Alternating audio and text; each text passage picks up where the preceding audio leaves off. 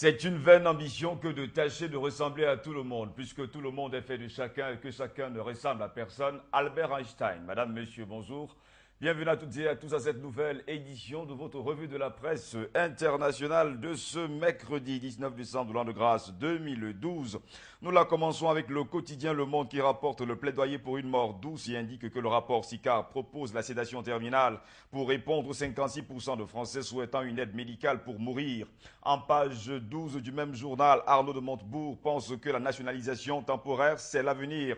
Malgré son échec à Florence, Arnaud de Montebourg estime qu'une unité nationale aiderait la France à trouver ses lettres de noblesse en nationalisant. Le Monde a eu un entretien exclusif avec le ministre français du redressement productif. C'est à trouver en tout cas dans les colonnes du quotidien français Le Monde. Le Figaro indique ce mercredi que le président français François Hollande a annoncé hier qu'un projet de loi sur la fin de vie serait présenté au Parlement en juin prochain. Il demande au Comité national d'éthique de réfléchir aux conditions et aux modalités permettant à un malade incurable d'être assisté dans sa volonté de mettre lui-même un terme à sa vie. Selon le journal, l'Élysée a donc rapidement réagi au rapport sur la fin de vie remis mardi matin par le professeur Didier Sicard, en allant bien plus loin. Ce rapport préconise avant tout la mise en œuvre d'une sédation profonde à la demande d'un patient incurable.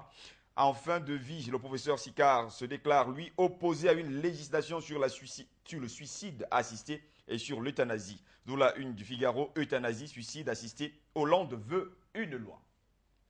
Le Figaro souligne également dans ses colonnes qu'il existe des artistes qui prennent la défense de Gérard Depardieu. Après la publication de la lettre ouverte de Philippe Torreton dans Libération intitulée Alors Gérard Taléboul, mettant en cause Gérard Depardieu, de nombreux artistes lui expriment leur soutien. Sujet à trouver en page 11 du journal. Le journal de Bordeaux-Rive-Gauche-Sud-Ouest parlant d'euthanasie parle d'une forte entrouverte. On parle là d'une porte entrouverte. Selon le journal, sans citer le mot d'euthanasie, le rapport Sicard sur la fin de vie s'oppose, il faut le dire, au vote d'une loi sur le suicide assisté. Le quotidien a fait le point sur ce qui pourrait changer. Pages 2 et 3 du journal. Le quotidien catholique La Croix, qui s'est intéressé également au sujet, nous dit qu'on va vers une nouvelle loi sur la fin de vie. Selon le journal, après la remise du rapport Sicard sur la fin de vie, François Hollande s'est engagé à faire évoluer la loi sur 3 points en juin 2013 prochain. Dans sa page 5, La Croix note que les retraites, c'est le retour de l'urgence. Pour cause, le rapport d'orientation des retraités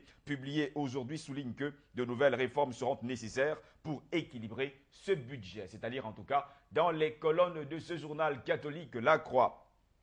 Parlant de retraite, la dépêche du midi note qu'il manque 19 milliards et relève qu'un rapport souligne que la crise économique aggrave le déficit. En page 4, la dépêche du midi fait part de la visite officielle de François Hollande en Algérie. L'objectif sera d'aplanir les dossiers qui fâchent encore. Tel est le but de la visite de 2 jours que François Hollande effectue en Algérie chez son homologue algérien Abdelaziz Bouteflika.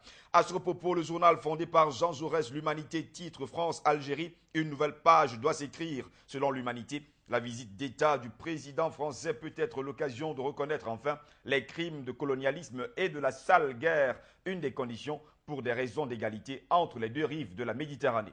Pour Libération, entre la France et l'Algérie, c'est la dictature de mémoire. François Hollande arrive aujourd'hui dans un pays qui entretient des relations compliquées avec son ancien colonisateur. Pour le quotidien de la capitale française, Le Parisien, les deux pays sont à l'heure du business. Les échanges commerciaux entre les deux pays seront au cœur des discussions. Pierre de Moscovici a fait part et surtout a fait savoir aux Parisiens ce qui va changer dans les banques dans les tout prochains jours. Et le quotidien français de l'économie, Les Échos, revient sur ce projet phare de François Hollande. La loi bancaire est sur les rails. Une des grandes promesses de campagne du candidat Hollande va être mise sur la table du Conseil des ministres ce matin. Le projet de loi qui organise la séparation des activités des banques qui ne sont pas considérées comme utiles à l'économie de celles qui le sont est présenté par Pierre Moscovici, ministre français des Finances et de l'Économie. Le texte, selon le journal, ne manquera pas de susciter de nombreux commentaires. Il sera jugé décevant par ceux qui prédisent une séparation plus stricte des activités de marché, à l'instar du rapport européen Liikanen pour garantir la protection des dépôts. Mais il rassurera ceux au premier rang desquels les banques elles-mêmes qui considèrent que la réforme peut s'avérer coûteuse alors que le système bancaire français a montré sa résistance en 2008 comparé à l'Allemagne ou encore au Royaume-Uni. Le texte sera soumis au vote de l'Assemblée nationale et du Sénat mi-février 2013. Pierre de Moscovici s'attend au dépôt de nombreux amendements, notamment sur les bons des traders et surtout sur la lutte contre les paradis fiscaux, c'est-à-dire en tout cas dans les colonnes du quotidien français de l'économie, Les Échos.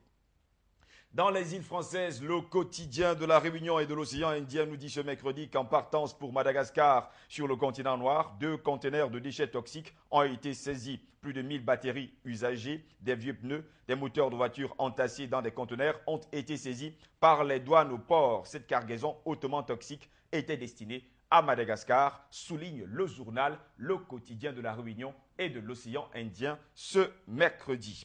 En Belgique, la Libre Belgique a publié une belle photo de David Craig, l'acteur qui incarne l'espion le plus populaire du monde, James Bond, et nous dit que 2012 est à l'écran. Dans votre journal, un supplément de 48 pages. Vous parlez cinéma. La Libre, à sa grande une, nous dit que l'Europe mêle le paquet pour dissuader les fumeurs. La Commission européenne propose que les dangers et les composants du tabac soient indiqués plus visiblement et plus clairement sur les paquets. Dernière heure, autre quotidien belge rapporte l'allocation universelle et note que c'est 800 € par mois pour tous et à vie. Une allocation universelle est possible en Belgique, relève le quotidien, payable sans doute, mais pas du tout, tout de suite, relève le journal. Et si dès le jour de votre naissance, l'État belge vous octroyait une allocation universelle, c'est la grande interrogation de nos confrères. Ce matin, ça il faut le dire, 400 € jusqu'à vos 18 ans et surtout 800 € après, jusqu'à l'heure de votre mort en tout cas. Ce principe d'allocation universelle n'est pas forcément une utopie, souligne le quotidien Dernière Heure ce mercredi. On va terminer par la Suisse avec la Lipune de Genève qui rapporte le scandale du Libor et affirme que 40 employés d'UBS sont concernés par des mesures disciplinaires. Le directeur Sergio Hermotti s'est déclaré déçu par le comportement inacceptable de certains employés de la banque. UBS a pris des mesures disciplinaires suite auxquelles 30 à 40 collaborateurs ont quitté ou devront quitter l'établissement bancaire. C'est-à-dire en tout cas dans les colonnes du journal suisse La Tribune de Genève.